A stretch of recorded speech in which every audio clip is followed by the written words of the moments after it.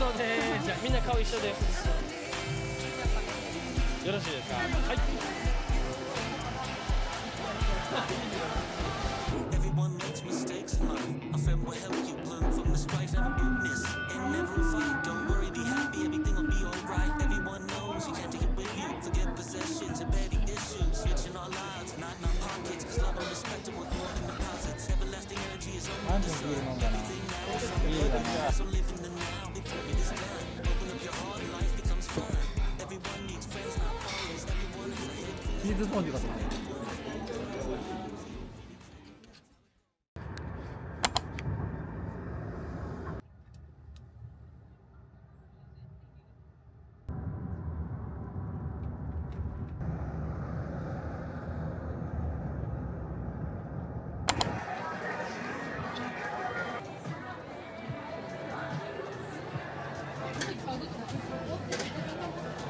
待って、あれ可愛くない？考えた人天才やな。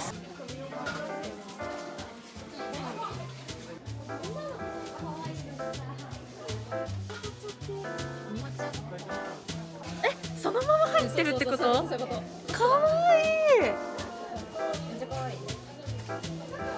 どれがいい？ちいかわ。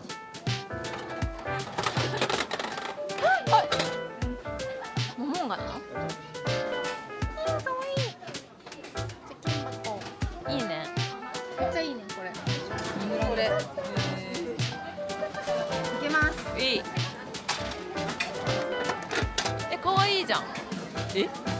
可愛い。ね、可愛い。隣のふりかけも気になるんだけど。横浜。横浜か。うち読めないこれ。あ、でもなんかあれだね、リボンちゃんとか公式とかいないじゃん。対決で。シゲキックスって今ダイソーでしか買えないんだよ。なんで知ってるんですか。3回ぐらい回さなきゃダメ。待って、お金回してこよう。もう出てきた。これじゃない？受けられる。それがいいんだよね。うわ。当たりやん。すごい。可愛い可愛い。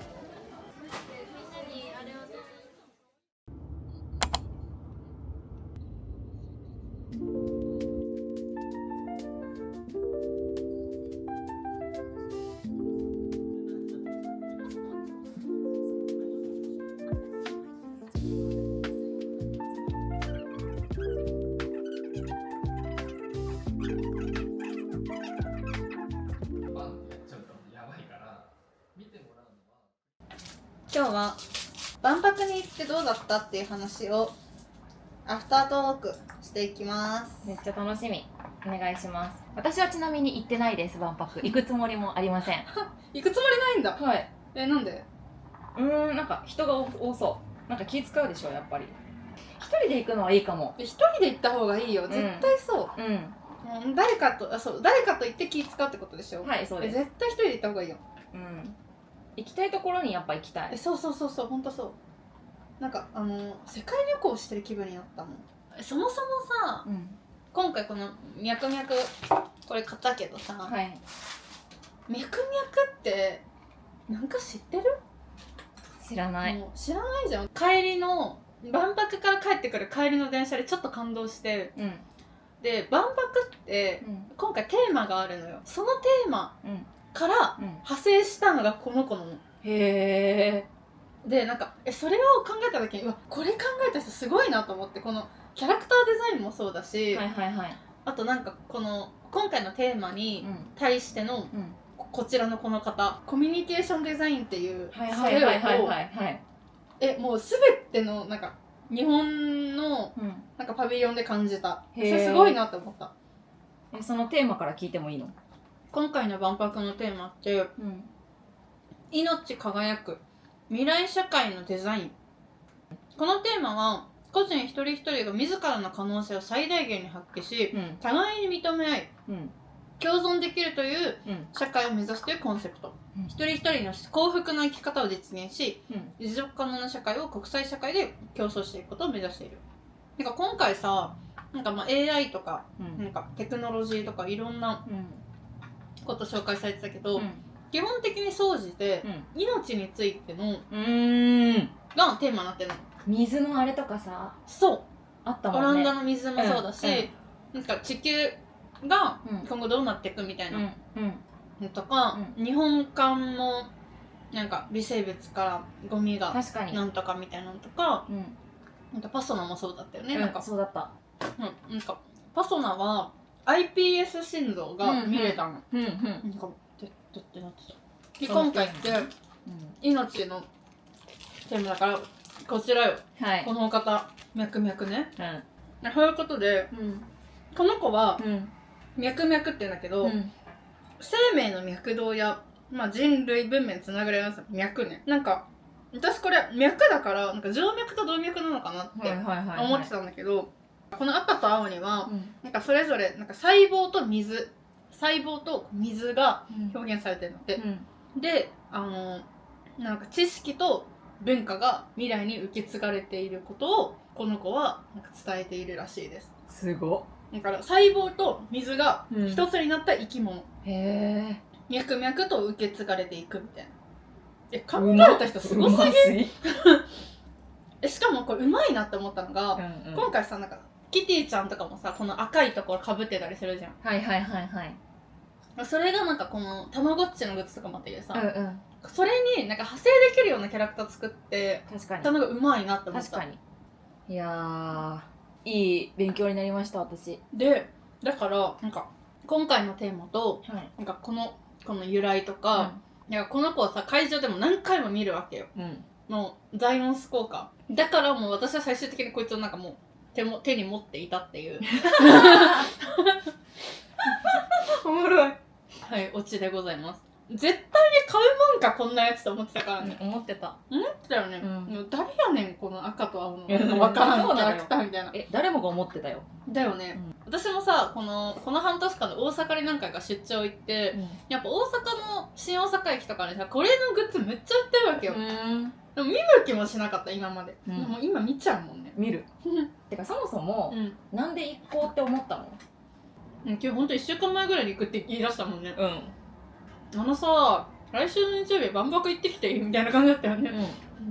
うんいや最初はね、誘われたの覚えてんのミク万博行こうと思って、絶対無理無理と思って行くもんか会社がこんなに忙しいのになんか行けるわけないじゃないですかぐらいな感じで帰ってきて2人とも行ったら終わるっしょって思った万博に対して期待してなかったんだけど限定グッズが買えるっていうのは、なんとなく小耳に挟んでいて、でその限定グッズ見に行きたかったのが、多分一番でかい。はいはいはいはいで、まあ、何があるかは本当にもうなんかその場で調べたみたいな感じになっちゃったけど、私今回一番この大阪万博行きたかった理由はもうこれ、ミッフィーこれが欲しくて行ったんですよ。でだからもうオランダパビリオンさえ見れたらもう何でもいいかなぐらいな感じで行った。へーオランダがどうこうとかじゃなくてミッフィーのやつが見たかったミッフィーのグッズが見たかった。へあ、待ってダメいや卵食べようとしてるこの子。えお腹空い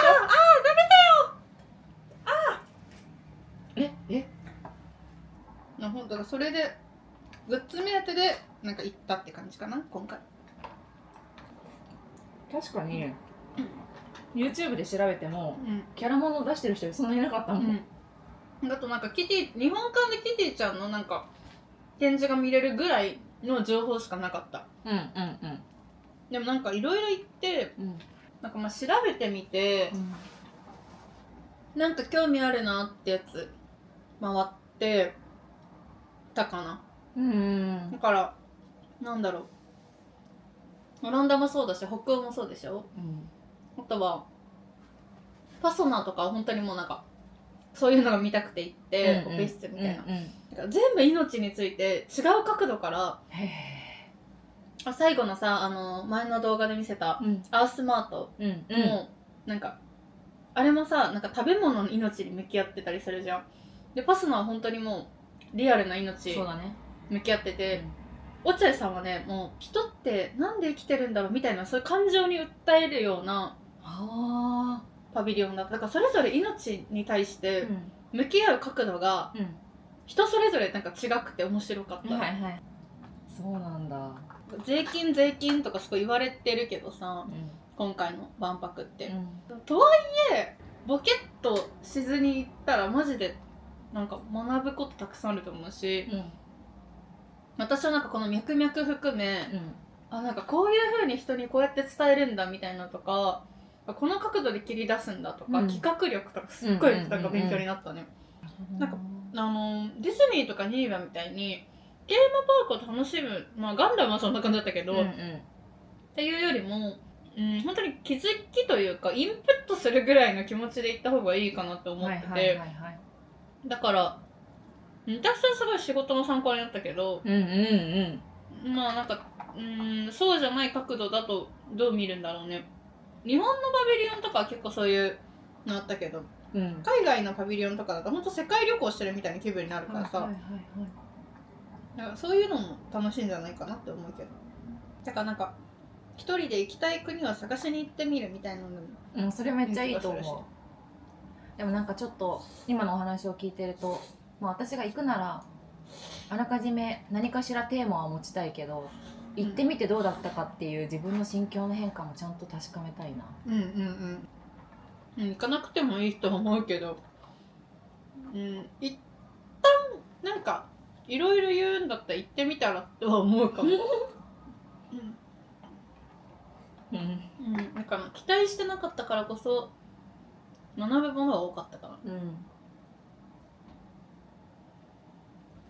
でもさ、そもそも考えたら万博ってさ、そんなしょっちゅう行われるもんじゃないよね。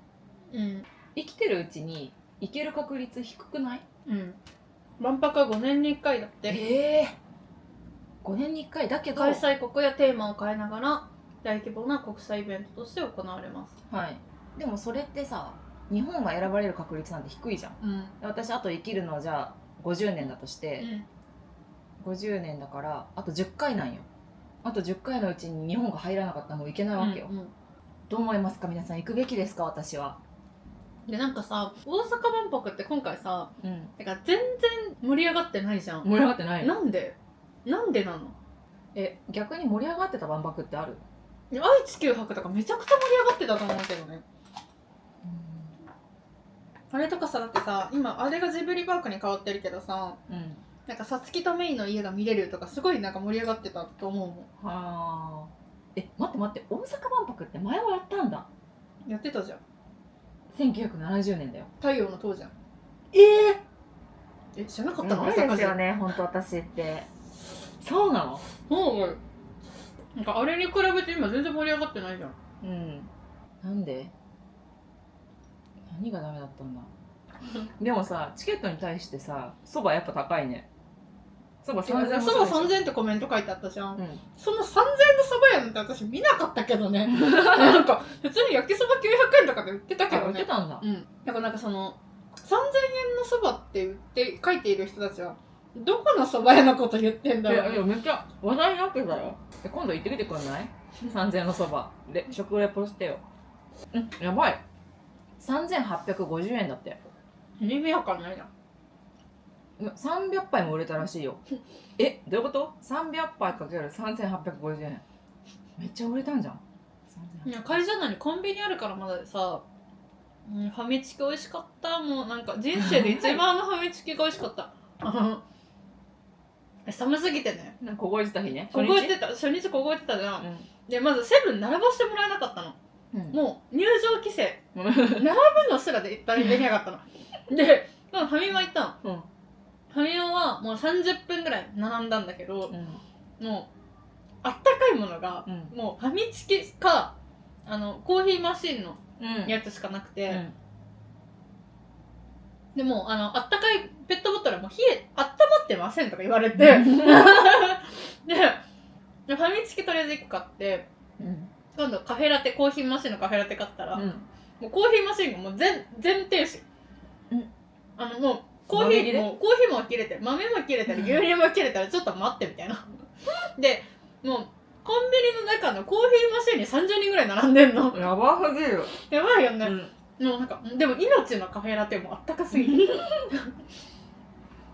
と命のもうファミチキ、もうあれで生き返ったね。やまあ強いて言うのはあれだね、初日のファミマとファミマさんはスウェットが世界一売れただろう日なのにスウェットの在庫多分置いてなかったからもったいないことしたね。なんか T シャツばっか置いてあったから、もう全員が多分あの日スウェット求めてたからね。絶対うちらだったらさ発注してたよね、すごい数。そうなんか本当なんか冷感みたいな、いやカイロ置いてくれよみたいな。万博のファミマ、万博のファミマ、うわ惜しいことしたな。惜しいことして売り上げもっと売り上げ相当変わったと思うよ。だって単価高いもん、スウェットなんてそういう視点で話すのいいな。こういう話がアフタートークでできるならば行きたいって思う。私も一人で行って、私の感じたことをまた共有、なんか映像では出してないけど、予約、次のパビリオン見るのに、リロードしまくると一瞬で開くのよ。で押すとなんか5分後とかの時間出てきたりするの、行くかみたいな、もう一人やん、こんなもう一人プレイじゃないと無理やん、無理。彼氏とは行かない方がいいかも喧嘩になりそうじゃない？喧嘩になる。はい、そんなアフタートークでした。